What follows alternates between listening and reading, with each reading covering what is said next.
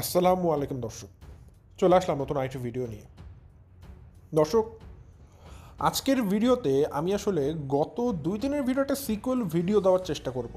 অর্থাৎ গত 2 দিন কিন্তু আমি আপনাদের সাথে ফাতেহা বাংলাদেশ থেকে চলে যাবে এর আগে তাদের পরিবারে কি কি ঘটনা ঘটছে সেই বিষয়গুলো সম্পর্কে আমি আলোকপাত করেছিলাম। বিশেষ করে গতকালকের ভিডিওতে তো আমি দুর্দান্ত কিছু জিনিস শেয়ার করেছিলাম যে নিশি যে চলে যাচ্ছে তার চলে যাওয়ার পেছনে সেই জিনিসপত্রগুলো যে ভাগ বাটোয়ারার কথা এসেছিল, টাকা পয়সার কথা এসেছিল, ঠিক আছে, জায়গা জমির কথা এসেছিল, সেগুলো কিভাবে কি বন্টন করা হচ্ছে, কাকে কতটুকু দেওয়া হচ্ছে, নিশি কতটুকু গোল্ড পাচ্ছে, বাপ্পিকে কতটুকু দিচ্ছে, এই বিষয়গুলো সম্পর্কে আমি কিন্তু কিছুটা আলোকপাত করেছিলাম। কিন্তু আজকের ভিডিওতে আমি আপনাদেরকে আরও কিছু ডিটেলস জিনিস শেয়ার করব, যেখানে আপনারা বাপ্পির চিকন বুদ্ধির কিছু রোমাঞ্চকর ঘটনা সম্পর্কে জানতে পারবেন। এই যে দেখুন না, নিশি বাংলাদেশ থেকে চলে যাবে, খুব ভালো কথা। তো যতটুকু জিনিসপত্র নেওয়ার দাওয়ার সব কিছু মোটামুটি কিন্তু কমপ্লিট। এর মধ্যে আমরা যা দেখেছি, নিশি কিন্তু জিতার চেতে বেশি হেরেছে। অর্থাৎ নিশি নেওয়ার চেতে বেশি তিশা বাপ্পিকে দিয়ে গেছে, সে খুব একটা জিনিস নেয়নি। বাপ্পি যে এই জিনিসগুলোকে তার মায়ের স্মৃতি হিসেবে রেখে খুব যত্ন করে পালবে এমনটাও কিন্তু নয়। বাপ্পি না নিজে এগুলোকে স্মৃতি হিসাবে পেলে পুষে রাখবে, না ফাতেহাকে আবার নিয়ে যেতে দিবে। ঘটনাটা এরকম, বাপ্পি নিজে এখানে ফেলে দিবে কিন্তু নিশিকেও নিয়ে যেতে দিবে না। জিনিসটা এরকম দাঁড়িয়েছে ঘটনা। যেমন গোল্ডের বিষয় দেখবেন, সেখানে কিন্তু গোল্ডগুলো যখন ভাগ করা হয়েছিল নিশি কিন্তু একরকম বলা যায় সবই তিশাদেরকে দিয়ে দিয়েছে, সে নামে মাত্র 2-1টা জিনিস নিয়েছে। তো ঠিক আছে, যেহেতু এত গুরুত্বপূর্ণ জিনিস নিশি দিয়ে দিয়েছে, স্যাক্রিফাইস করেছে, তো টুকটাক যে জিনিসগুলো আছে ছোটোখাটো জিনিস যেগুলো এক্সপেন্সিভ না, যেগুলো আসলে নাচ মান্ডির স্মৃতিকাতর কিছু জিনিস, সেগুলো তো নিশি চাইলেই নিতে পারে, সেখানে তো আর বাধা দেওয়ার কিছু ছিল না আমি মনে করি। এবং আপনারা খেয়াল করে দেখবেন, নিশি যখন কোনো জিনিসপত্র নিচ্ছিল তখন তাবিয়া সেখানে উপস্থিত হয়ে নিশিকে কিন্তু বারবার বাধা দিচ্ছিল। নিশি যে জিনিসগুলো তিশাকে দিচ্ছিল, বাপ্পিকে দিচ্ছিল, তানকে দিচ্ছিল, সেগুলোতে কিন্তু তাবিয়া হাত দিচ্ছিল না। কিন্তু যে জিনিসগুলো নিশি বারবার বলছিল আমি নিব, সেগুলোই বারবার তাবিয়া বলছিল না এটা আমি নিব। একরকম বোঝা যাচ্ছিল তাবিয়াকে শিখিয়ে পড়িয়ে আগের থেকে ট্রেন করে দেওয়া হয়েছিল যে তোর ফুপি যেগুলো নিয়ে যাবে তুই সেগুলোর সাথে সাথে নেওয়ার জন্য বায়না ধরবি। ঠিক একইভাবে আজকে তানের সাথেও একই ঘটনাই আমি খেয়াল করলাম। দিন শেষে নিষিদ্ধ কিছুই খুব একটা নিয়ে গেছে বা নিয়ে যাচ্ছে বলে আপনারা বলতে পারবেন না, প্রুভও দিতে পারবেন না। বাট হ্যাঁ, গুরুত্বপূর্ণ কিছু স্মৃতিকাতর জিনিস, যেমন নাজমানটির বিয়ের সময় শাড়ি, এটা কিন্তু খুবই স্মৃতিকাতর একটা জিনিস। যে নাজমানটি বিয়ে করেছিল, ঘরের বউ হয়ে এসেছিল, যে জামাটা পরেছিল সংসার জীবনের শুরুতে, সেই শাড়িটা কিন্তু বলতে পারেন একটা খুবই স্মৃতিকাতর বা স্মৃতি জড়িত একটা জিনিস, মধুর স্মৃতি বলতে পারেন। তো সেই শাড়িটা নিশি আনবক্সিং করে দেখাচ্ছিল এবং নিশির কথাতে বুঝেছিলাম নিশি ইচ্ছা পোষণ করেছে তার মায়ের এই শাড়িটা সে নিয়ে যাবে। কিন্তু সেখানেও বাধা দেওয়ার জন্য বাপ্পি দিশা তানকে পাঠিয়ে দিয়েছে। সেই সময়কার কিছু ঘটনা আমি তুলে ধরবো। তো দিন শেষে শাড়িটা আসলে নিশি পেয়েছে কিনা সেই ঘটনাটা আমি আপনাদের সাথে শেয়ার করব। এবং শুধু এই ঘটনাটাই না, আর অনেকগুলো ঘটনা আছে বাপ্পির চিকন বুদ্ধি। আপনারা জানেন যে বহু আগে থেকেই বাপ্পি ডিসাইড করে রেখেছে যে বাপ্পি তার নিচতলা বাসাটাকে এখন ভাড়া দিবে, কিন্তু নিশি আসাতে বাপ্পি এখন ইনডিরেক্টলি সমস্ত দোষ নিশির ঘাড়ে চাপানোর জন্য একটা মাস্টার প্ল্যান করেছে। ধরুন সে নিচতলাতে বাসা ভাড়া দিবে, দোষ দিবে নিশির। সে নিচতলা সমস্ত ফার্নিচারগুলোকে বিক্রি করে দিবে, দোষ দিবে নিশির। সে নাজমান্ডির ব্যবহৃত সমস্ত জিনিসপত্রগুলোকে গায়েব করে দিবে, সেটাও দোষ দিবে নিশির। তো কিভাবে দিবে, কি প্ল্যান করেছে, সেটা আজকে আমি আপনাদের সাথে খোলাসা করব। আনুষঙ্গিক আর অনেকগুলো পারিপার্শ্বিক ছোটোখাটো বিষয় তো ভিডিওতে থাকছেই। সো দর্শক, আজকের ভিডিওটা খুবই গুরুত্বপূর্ণ হতে যাচ্ছে। যদি আপনাদের কাছে এটা মনে হয় গুরুত্বপূর্ণ, দেখার জন্য আগ্রহ থাকে, অবশ্যই পুরো ভিডিওটা দেখবেন, তাহলে ইন ডিটেলস সব কিছু জেনে যাবেন। সো দর্শক, বেশি কথা না বাড়িয়ে চলুন শুরু করা যাক আমার আজকের ভিডিও শুরুতে বলে রাখি, আপনারা যারা নতুন এখন পর্যন্ত আমার চ্যানেলকে সাবস্ক্রাইব করে পাশে থাকা ছোট্ট বেল আইকনটা বাজিয়ে অল নোটিফিকেশন অন করেনি, অবশ্যই করে দিবেন। আর যারা ভিডিওটা দেখছেন লাইক দিয়ে ভিডিওটি দেখা শুরু করবেন। দর্শক, আমি আমার ভিডিওর মূল কথা শুরু করে দেই। শুরুতেই যেমনটা আমি বলেছিলাম, শাড়ির কথাটা বলবো, তারপর একে একে আমি প্রত্যেকটা জিনিসের দিকে আগাবো। প্রথমত শাড়ির কথা বলতে গেলে বলতে হবে নাজমান্ডির বিয়ের শাড়ি। এটা নিশিকে দেখলাম সে একটা শর্ট ভিডিও দিয়েছে, সেখানে তানের সাথে সে বসে আছে, তান আসছে। তো শাড়িটা নিশি দেখাচ্ছে আর বলছে এটা আমার মায়ের বিয়ের শাড়ি, এই শাড়িটা পরে মা বিয়ে করেছিল। তো নতুন বউ হিসেবে অবশ্যই শাড়িটা পরেই নাজমান্ডি তার সংসার জীবন শুরু করেছিল এই বাড়িতে এসে। তো শাড়িটার সাথে কিন্তু নাজমানের অনেক বছরের তার সংসার জীবনের স্মৃতি জড়িত আছে। নিশি এটা ভালো করেই জানে, তার মা তাকে এটা দেখিয়েছিল। তো নিশির ইচ্ছা সে তার মায়ের এই শাড়িটা তার কাছে রাখবে, যত্ন করে রাখবে এবং স্মৃতি হিসাবে রাখবে যে এই শাড়িটা থেকে তার মায়ের শরীরের গন্ধ তো এখনও সে পাবে। যে ভালোবাসে সে জামা কাপড় থেকে ওই পছন্দের মানুষের ঘ্রাণ সবসময় পায়, কিন্তু বাকি মানুষ সেটা কিন্তু খুঁজে পায় না। তো ঘটনা হচ্ছে নিশি যখন ওই শাড়িটা নিবে, তান বুঝতে পারছে। তো তান আগে ধূপধাপ কথা বলেনি, সে টেকনিক্যালি আগে প্রশ্ন করছে এটা কিসের শাড়ি ভাই, আমি বুঝি না। তার এত ছোটো মানুষ, তার তো দরকার নেই শাড়িটা আসলে কোন ফ্যাব্রিক্সের বা কোন কাপড়ের। তারপরে তো নিশি সৌজন্যতার খাতে উত্তর দিয়েছে এটা বেনারসি শাড়ি। তখন তান বলে আগের যুগে না মসলিন কাপড়ের অনেক প্রচলন ছিল, বলে না এটা বেনারসি শাড়ি, তখন বেনারসি শাড়ির অনেক দাম ছিল। নাজমানটির বেনারসি শাড়ি পরে বিয়ে করেছিল, শাড়িটা খুব সুন্দর ছিল ওই যুগের তুলনায়। ঠিক আছে, তো তান তখন নিশির কাছ থেকে এটাও জানার মানে প্রয়োজন বোধ করেনি যে নিশিটা সে শাড়ি নিচ্ছে কিনা। তার নিজের থেকে বলে ওঠে এটা তাহলে কে নিবে, কাকে দেওয়া হবে, কাকে দেওয়া হবে, তাবিয়াকে দিয়ে দিব না, তাবিয়া পরবে। তখন নিশি বলে ওঠে তাবিয়ার যখন বিয়ে হবে তাবিয়ার কি আর এই শাড়ি পরার তখন সময় থাকবে, আর তখন আরও কত শাড়ি হবে, তাবিয়াতে এই শাড়ি আর পরবে না। দেখুন, তানের তো এটা দরকার নেই এটা তাবিয়া পরবে না কে পরবে। তান যদি এটা বলতো আচ্ছা এটা দাদির শাড়ি, এটা আমি তাহলে একটা কাজ করবো, আমি আমার নিজের বউয়ের জন্য রাখবো, আমার বউকে আমি এই শাড়ি পরিয়ে বাড়িতে আনবো, তা বুঝতাম যে তান তার দাদিকে ভালোবাসে, এজন্য দাদির স্মৃতি মানে স্মৃতিটা ধরে রাখতে চাচ্ছে। সেটাও কিন্তু না, তান কি বললো তাবিয়াকে দিব না। তখন যখন নিশি উত্তর দিল তখন তান আবার বলছে না, তাবিয়া দাদিকে অনেক ভালোবাসে, সে পড়বে। মানে তার ইনসিস্ট করছে তাবিয়া পড়বে। আসলে বলুন তো দর্শক, তাবিয়াকে তখন এই নাজমানটিনি সে 1961 সালে সারা জীবনে পড়বে? সে তো অর্ধউলঙ্গ হয়ে বিয়ে করবে। অনেক সময় মনে হয় তো জামা কাপড় নাও পরতে পারে। তান আশা করছে তাবিয়া শাড়িটা পরবে, জীবনেও পরবে না, এটা আপনারা সবাই জানেন, আমরাও জানি। আবার বাপ্পি প্রতি মুহূর্ত বলে এত স্মৃতি তো আমার পক্ষে রাখা সম্ভব না, মানে বাপ্পি এগুলো যত্ন করে রাখবে না। কিন্তু যে মানুষটার কাছে এটা খুব দামি একটা জিনিস, যে মানুষটা এটাকে খুব যত্নে রাখতে পারবে, যে মানুষটা এটাকে আগলে রাখতে পারবে, তাকেও বাপ্পি সেটা নিতে দিবে না।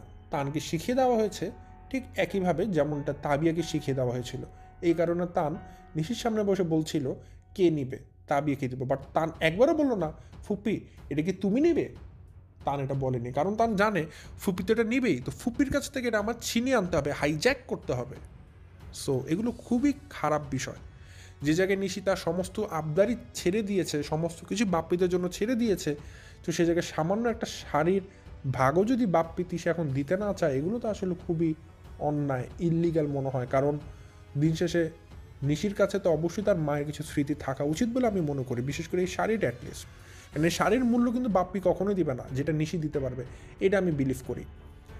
তো যাই হোক, এটা খুবই আমার কাছে বলতে পারেন নোংরা বলা যাবে না, মানে এটা খুব ইল্লিগাল মনে হয়েছে যে তান তাবিকে এভাবে লেলিয়ে দেওয়া আর কি নিশির পিছনে। তো পরবর্তীতে খুব ইন্টারেস্টিং একটা বিষয়, নিশি চলে যাবে তো বাপ্পি এসেছে আপনার আলমারি চেক করতে। যেহেতু নিশি চলে যাবে, বাপ্পি বলছে নিশি চলে যাবে, আমি সমস্ত দায়িত্ব আসলে নিশিকে দিয়ে দিয়েছি, নিশিকে বলেছি পুরো আলমারির দায়িত্ব তোর। মানে ইনফ্যাক্ট বাপ্পি বলছে যে না আমি শুধু আলমারি আমি পুরো কিছু সব কিছু দায়িত্ব আমি নিশির উপর দিয়ে দিয়েছি, যে বোন তুই সব কিছু দায়িত্ব দেখ, তুই যেমন যা দেখবি যেমন যা করবি সেটাই সব ঠিক আছে, আমার এখানে বলার কিছু নেই।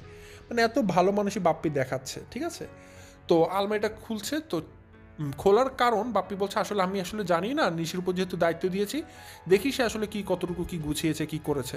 আর মেন কথা যেহেতু নিশি চলে যাবে, বাপ্পি চেক করছে আসলে কতটুকু জিনিস নিশি নিয়েছে আর কতটুকু রেখে গেছে বা কতটুকু গুছিয়েছে। তো বাপ্পি খুলে আলমারি চেক করে দেখালো যে না আসলে যেখানে থাকার সেখানেই পড়ে আছে, কোনো কিছু চেঞ্জ করা হয়নি। এমনকি একটা সামান্য সাবান, সেটাও সাবানের জায়গাতেই আছে, কোনো কিছুই নিশে হাত দিয়ে ধরে দেখেনি। তো তখন বাপ্পি কয়েকটা কথা বলে, যে কথাগুলো থেকে অনেকগুলো অর্থ বের হয়ে আসে।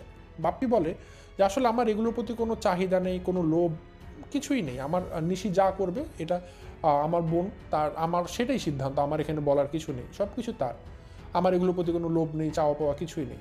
তা আমি বাপ্পির এই কথার এগেনস্টে একটা কথা বলতে চাই, যদি বাপ্পির এগুলোর প্রতি কোনো লোভ লালসা চাহিদা চাওয়া পাওয়া নাই থাকে, তাহলে সেই দিন যখন 2 দিন আগে নাজমান্টির গোল্ডগুলোকে নিয়ে ভাগ করা হচ্ছিল কে কোনটা নেবে, সেই ক্ষেত্রে নিশি তিশার কাছে এক জোড়া কানের দুল আর একটা আংটি দেখিয়ে বলছিল তিশাকে যে ভাবি তুমি কোনটা নিবা সেটা নাও। তখন বাপ্পি কেন বলল নিশি তুই কানের দুলটা নে, তোর ভাবিকে মানে তিশাকে আংটিটা দে, মানে তিশাকে তুই আংটিটা দে, এটা কেন বাপ্পি বলেছিল? বাপ্পি যদি কোনো লোভ নাই থাকে তাহলে আংটিতে একটু গোল্ড বেশি, সেটার প্রতি বাপ্পি কেন লোভ সামলাতে পারলো না? কেন বাপ্পি বললো নিশি তুই কানের দুলটা নে? বুঝবেন দর্শক, সামান্য একটা কানের দুল, সেটার ভাগও বাপ্পি ছাড়তে চায়নি। তাহলে কি আপনারা মনে করেন বাপ্পির এগুলোর প্রতি লোভ লালসা নেই? অসম্ভব। বাপ্পিরই সবচেয়ে বেশি লোভ লালসা, বাপ্পিরই জায়গা জমির প্রতি সবচেয়ে বেশি চিন্তা যে সব কিছু ঠিকমতো ভাগ বাটারা হচ্ছে কিনা, কিন্তু মানুষকে লোক দেখানো এই সমস্ত কাজ করছে। আমি আপনাদেরকে আবারও বলি, এই যে সোশ্যাল মিডিয়া দেখেন দর্শক, সোশ্যাল মিডিয়ার 99.99 না, আমি 100% বলবো, প্রত্যেকটা মানুষ তাদের ফেক লাইফ স্টাইল শেয়ার করে।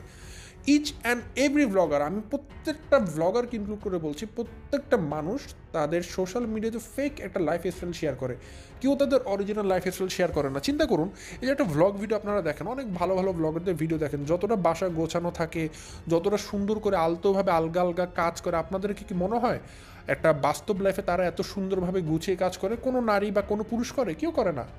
আপনারা তাদের বাসাতে হঠাৎ করে চলে যান, দেখবেন কতটা অগোছালো, কিন্তু ভিডিওতে দেখবেন কত সুন্দর গোছানো একটা সংসার। বাহ, অকল্পনীয়, যেমনটা মানুষ স্বপ্নে কল্পনা করে। এবং এগুলো দেখে 8-10টা নারী, 8-10টা পুরুষ অভিযোগ করে, নারীর অভিযোগ করে পুরুষদের কাছে যে দেখো ওনার হাজব্যান্ড কত ভালো, এটা কিনে দেয়, ওটা কিনে দেয়।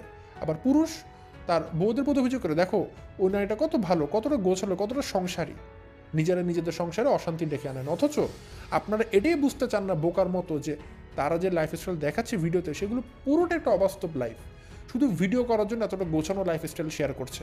বাট পেছনে তাদের জীবনেও ঝগড়াঝাটি হয়, তাদের জীবনেও অশান্তি নেমে আসে, বরং ইনফ্যাক্ট আপনাদের চাইতে বেশি অশান্তি তাদের জীবনে থাকে। কারণ তাদের জীবনে এভিল আই, দুষ্টু চোখের মানে দুষ্টু নজর বা খারাপ নজর সবসময় তাদের সংসারে থাকে, কারণ তারা তাদের সংসারের সুখগুলোকে আপনাদের সাথে শেয়ার করে। তো এভিল আই বা যেটাকে বলা হয় বদনজর, এগুলো যখন তাদের সংসারে পড়ে যায় না, তাদের সংসারে অশান্তিটাও আপনার সংসারের চাইতে বেশি থাকে, কিন্তু তারা সেগুলো প্রকাশ করতে পারে না, লজ্জাতে পড়ে। এই সামান্য বেসিক কনসেপ্টটুকু কিছু কিছু দর্শক ভাইয়েরা বা আপুরা বুঝতে পারেন না, যার কারণে আপনারা নিজেরাই নিজেদের সংসারে অশান্তি ডেকে আনেন। তো যাই হোক, বাপ্পি যে কথাগুলো বলছিলাম, বাপ্পি প্রথমত তার মায়ের সে আলমারি খুলে বলছিল যে এখানে মায়ের সবগুলো স্মৃতি, এগুলো সবগুলো মায়ের স্মৃতি, যদি পারতাম, আমার কাছে যদি ক্ষমতা থাকতো, আমি সবগুলো স্মৃতি, আমার মায়ের স্মৃতিগুলোকে রেখে দিতাম, কিন্তু আসলে তো আমার পক্ষে সম্ভব না। কেন সম্ভব না? কারণ নিশি এগুলো রাখবে না, নিশি বিক্রি করে দিবে।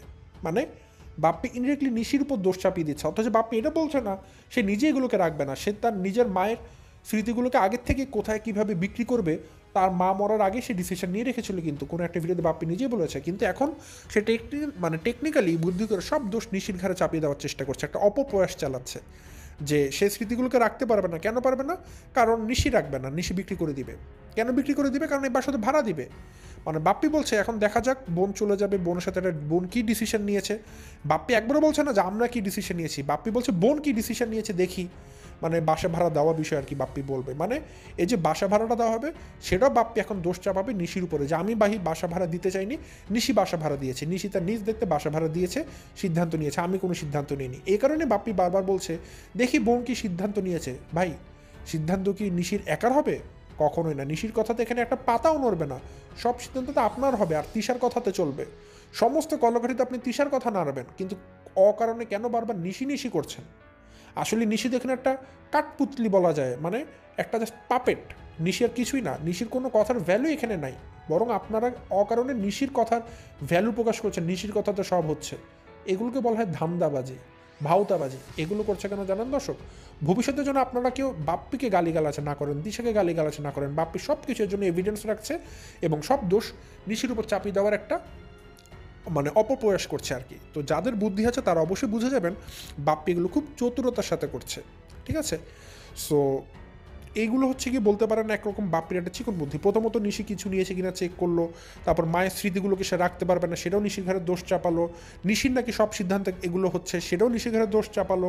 আবার এত কিছু বাপ্পি বলছে যে আমার কোনো লোভ লালসা নেই, কোনো চাহিদা নেই, কিছু নেই, যা করবে নিশির সিদ্ধান্ত শেষ ডিসিশন হবে। অথচ এদিক থেকে নিশি সামান্য একটা আংটি নিতে চেয়েছিল, সেটাও নিতে দেয়নি। সে আংটিটাও বলছে বাপ্পি তুই তোর ভাবিকে আংটি দিয়ে তুই কানে দুল নে, অথচ বাপ্পি নাকি বলছে তার কোনো চাহিদা নেই, অথচ এটা সামান্য আংটির ভাগ নিশিকে দিতে চায় না। একটা শাড়ি কোন কটকটি সালের একটা নাজমুনির বিয়ের শাড়ি, সেটাও তানকে শিখিয়ে দিয়েছে তোর ফুপুকে নিতে দিবি না। সেটাও তান বলছে এটা তাবিয়াকে দিব। চিন্তা করেন, বাপ্পি আবার বলছে তার নাকি কোনো চাহিদা নেই, কোনো লোভ লালসা নেই। অন্যদিকে দর্শক, আরও একটা কথা না বললেই না, আমি ভিডিওতে দেখলাম তাদের যে তাদের বাসার যে লিমা, সম্ভবত খালাতো বোন আর কি, আপনারা জানেন লিমা, তাকে দেখলাম যে নাজমানটি রান্নাঘরে বসে পিঠা রান্না করছে, খাবার দাবার রান্না করছে। আসলে দায়িত্বটা কার ছিল? এই দায়িত্বটা কিন্তু ছিল তিশার, কিন্তু তিশা কিন্তু একদিনও নিশিকে রান্না করে খাওয়ায়নি, একদিনও খাওয়ায়নি। তো এগুলো করছে কে? লিমা করছে। লিমা সব কিছু দায়িত্ব ফাতেহা নিয়েছে, ফাতেহা সব কিছু লিমাই কিন্তু করে দিচ্ছে। তো এখানে দুইটা ঘটনা আছে। প্রথমত দেখবেন তিশার কাছে যে আপ্যায়নটা নিশি পায় সেটা কিন্তু তিশা তানজিলাদের বাসায় গিয়ে করিয়েছে, মানে তানজিলা শাশুড়ি রান্না খাইয়েছে নিশিকে।